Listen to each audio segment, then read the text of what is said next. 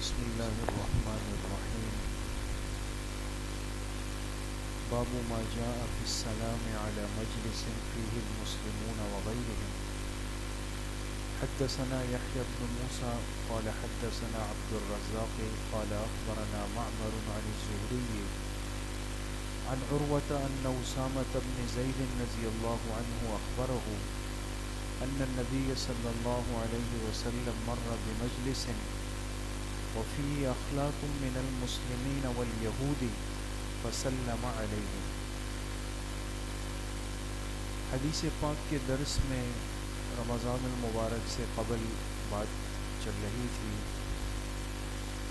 اسلامی آداب زندگی سے متعلق کہ ہماری گھریلو زندگی، معاشرتی زندگی کے آداب کیا ہیں۔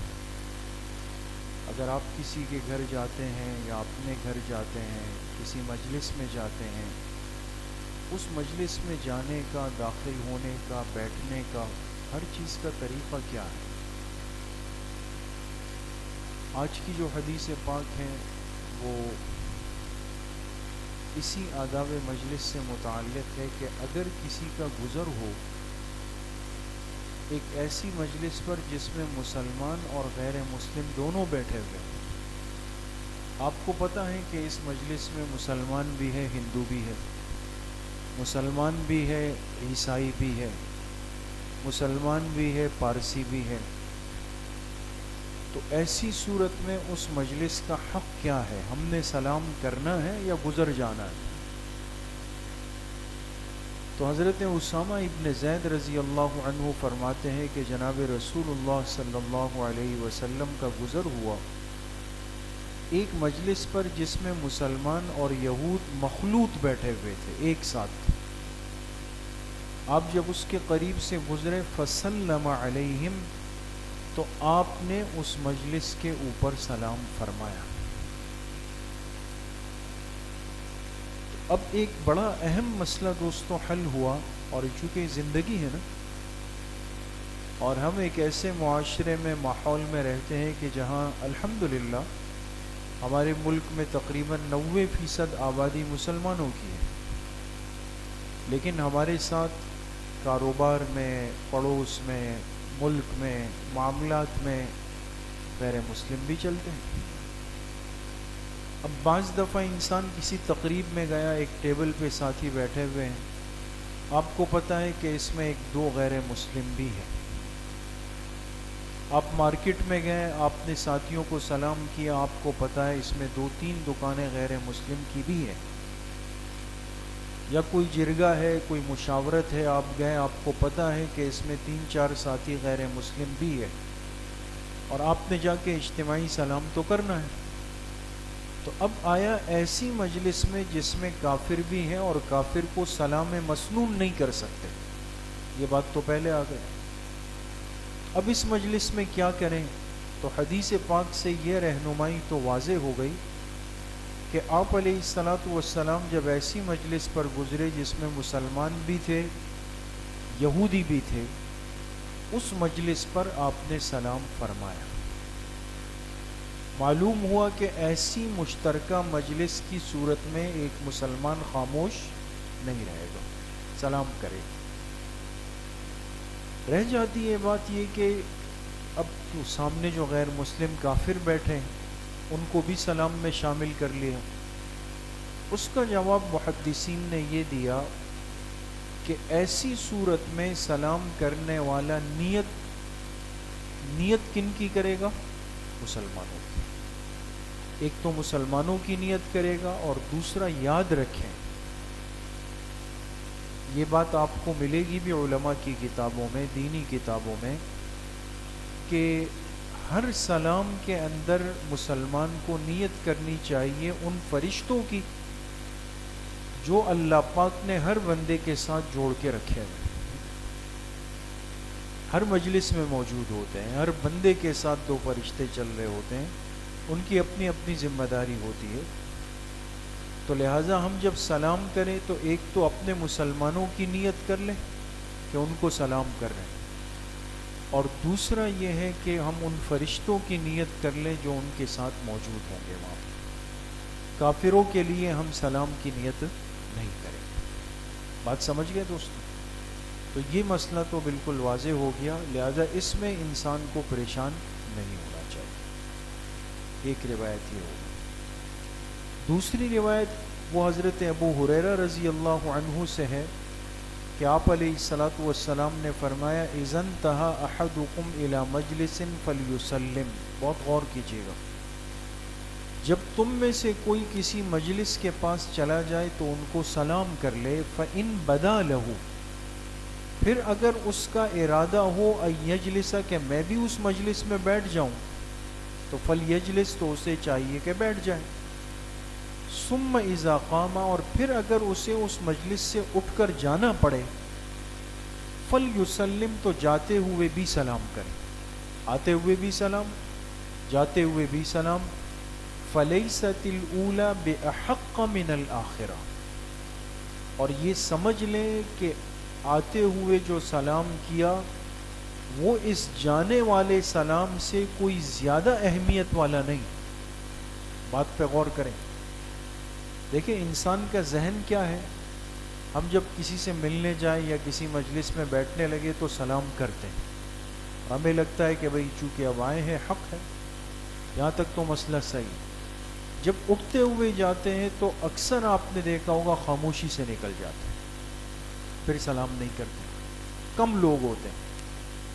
اس کا مطلب یہ ہوا کہ ذہن میں کیا مسئلہ بیٹھ چکا ہے کہ آنے والا سلام تو ضروری ہے، اہم ہے، لیکن جاتے ہوئے کوئی سلام ضروری نہیں ہے۔ آپ علیہ السلام نے اس کی بھی وضاحت کہ تم اس پہلے والے سلام کو، پہلے والا سلام کون سا تھا؟ جب مجلس میں آیا، اس سلام کو اس آخری والے سلام سے زیادہ اہمیت والا مت سمجھو، بلکہ جو اہمیت اس کی ہے وہی اہمیت جانے والے سلام کی بھی سمجھ لو۔ لہذا آتے ہوئے بھی سلام اور مجلس سے جاتے ہوئے بھی سلام ہونا چاہیے۔ یہ حدیث بڑی اہم ہے دوستو، اس میں چند باتیں ہمیں سمجھنی چاہیے۔ اس میں ایک بات تو یہ ہے کہ بعض مجالس ہوتی ہے خصوصی مجلس، جیسے ابھی درس ہے، تعلیم ہو رہی ہے، یا کوئی خاص لوگ بیٹھ کر اپنا کوئی ذاتی مشورہ کرنے میں بے حد مشغول ہیں، تو ایسی صورت میں تو حکم یہ ہے کہ انسان جاتے ہوئے سلام نہ کرے، اس سے توجہ بٹھتی ہے، وہ اہم کام متاثر ہوگا۔ اب اگر مثال کے طور پہ کسی نے آتے ہوئے زور سے سلام کیا تو سب درس کو چھوڑ کر پیچھے دیکھنے لگ جائیں گے کہ کیا ہوا۔ اس وقت تو سلام کرنا مکروہ ہے، ممنوع ہے، نہیں کرنا، وہ تو منع ہے۔ ایک عمومی مجلس ہے، جیسے اکثر ہوتا ہے کہ خاندان کی خوشی ہے، غمی ہے، تعزیت کے لیے لوگ بیٹھے ہوئے ہوتے ہیں، لوگ آ رہے جا رہے، ایک عمل چل رہا ہوتا ہے، آنے والا سلام کرتا ہے، بیٹھے ہوئے لوگ جواب دیتے ہیں۔ تو ایسی مجلس میں تو جب انسان داخل ہو تو ایک تو یہ بات یاد رکھیں کہ آ کے ایک دفعہ اجتماعی طور پہ سلام کریں۔ بعض دفعہ ہم اس تکلف میں لگ جاتے ہیں کہ یہاں سے شروع ہوئے 1 2 4 8 10 15 16 23 28 35، اب جتنا ایک سرکل بنا ہوا ایک ایک سے سلام۔ آپ نے غور کیا ہوگا نا، بعض لوگ جو بڑے سمجھدار لوگ ہوتے ہیں وہ اس وقت بھی سمجھا دیتے ہیں کہ بھئی کیا کریں، ایک اجتماعی سلام آپ کر لیں تاکہ آپ پر کوئی بوجھ نہ آئے۔ ہاں اگر اس مجلس میں کوئی ایسی بڑی شخصیت ہے یا جن سے خاص آپ تعزیت کے لیے آئے ہیں یا جن کو مبارکباد دینے آئے ہیں، ان کو جا کے انفرادی طور پہ مل لیں، گلے مل لیں، سلام کر لیں۔ باقیوں کا حق صرف اتنا ہے کہ وہ ایک دفعہ آپ کے سلام کی آواز سن لیں، بس ایک بات۔ دوسری بات یہ کہ اب جب مجلس سے اٹھ کے جانا پڑے تو بعض دفعہ کیا ہوتا ہے کہ ہم اس وقت خاموشی سے اٹھ کے جوتے سنبھالے اور چلتے بنے، مجلس کے لوگ دیکھ بھی رہے ہوتے ہیں یہ بندہ چلا گیا۔ تو حدیث پاک سے جو بات سمجھ میں آتی ہے کہ جانے والا بھی سلام کر کے رخصت ہو جائے۔ اب سوال یہ ہے کہ جاتے ہوئے سلام کو اس قدر اہمیت کیوں دی گئی؟ اس مبارک دین کی خوبصورتی دیکھیں دوست، کہ جاتے ہوئے سلام کو کیوں اتنی اہمیت اور زور دے کے بیان کیا۔ ایک وجہ تو اس کی یہ ہے کہ قرآن کریم سورۃ النور کی بالکل آخری آیات میں، سورۃ النور پارہ نمبر 18 کی آخری آیات آپ دیکھیں، اس کا ترجمہ کھولیں، وہاں اللہ پاک نے مجلس کے آداب ذکر کیے اور اس میں یہ بات فرمائی کہ جب تم میں سے کوئی شخص مجلس سے رخصت ہونے لگے تو وہ خاموشی سے کھسک کے نہ جائے. جو اردو ترجمہ ہوتا ہے نا اس کا کھسکنا، کھسکنا ہم سمجھتے ہیں نا کہ ایک بندہ خاموشی سے اپنی دوسروں کی نظروں سے بچتا ہوا نکلے. شریعت اس طریقے اور ترتیب کو آداب کے خلاف سمجھتی. یہ تو ایک سنجیدہ آدمی کا کام نہیں، تو بچوں والا کام ہے کہ انسان نے کچھ کرنا ہے تو لہٰذا چلو اب کوئی دیکھ نہ لے کہ بندہ نکل چکا ہے، تو لہٰذا آنکھیں چرائی اور سر جھکایا اور خاموشی سے کھسک کے گئے.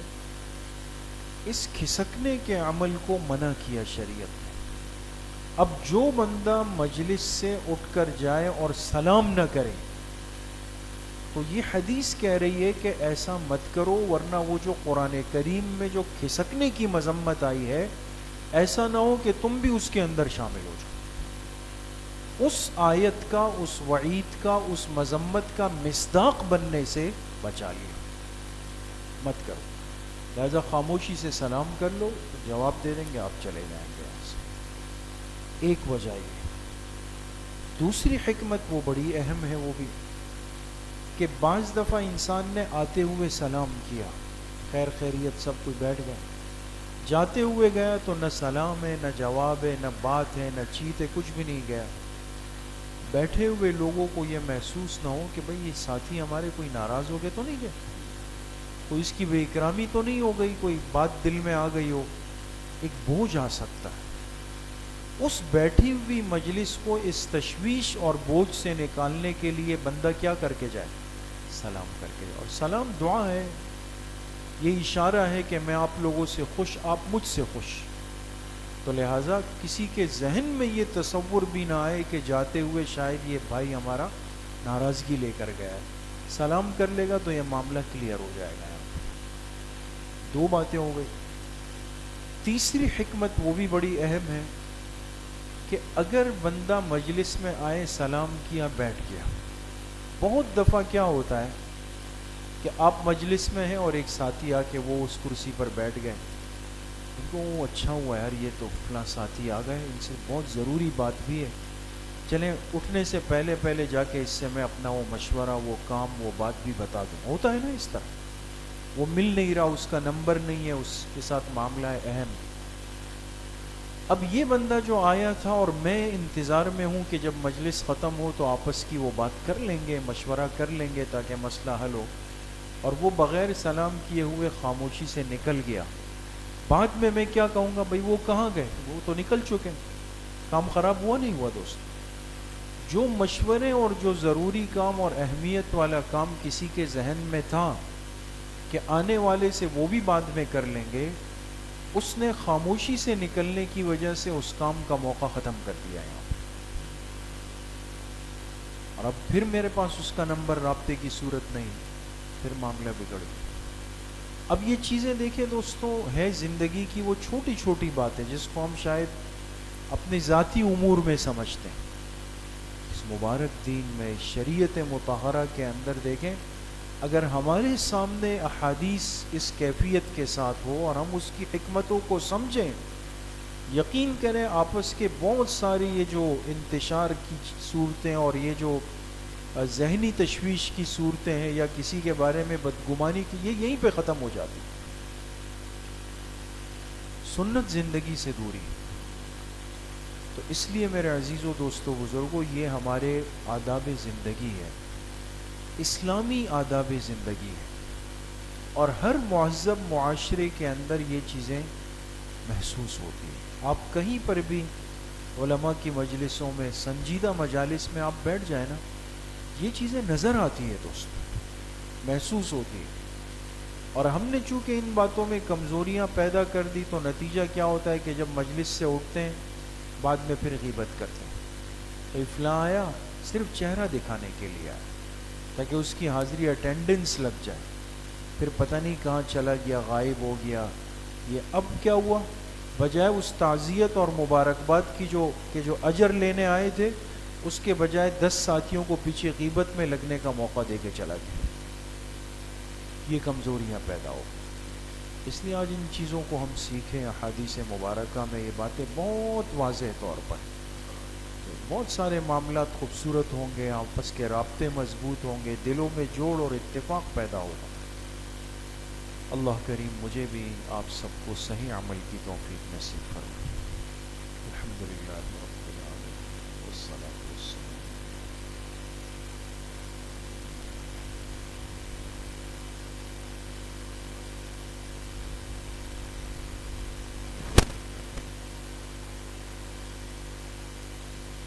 ہمارے مسجد کے قریبی ساتھی بھائی سعید الرحمن صاحب کے ماموں کا انتقال ہوا ہے. بھائی خالد کے والد صاحب کا دعا فرمائے، اللہ پاک ان کی کامل و مکمل مغفرت فرمائے، اللہ ان کے درجات بلند فرمائے. جتنے مرحومین مرحومات دنیا سے جا چکے ہیں، اللہ پاک سب کی مغفرت فرمائے. صلی اللہ وسلم علی نبینا محمد وآلہ وصحبہ.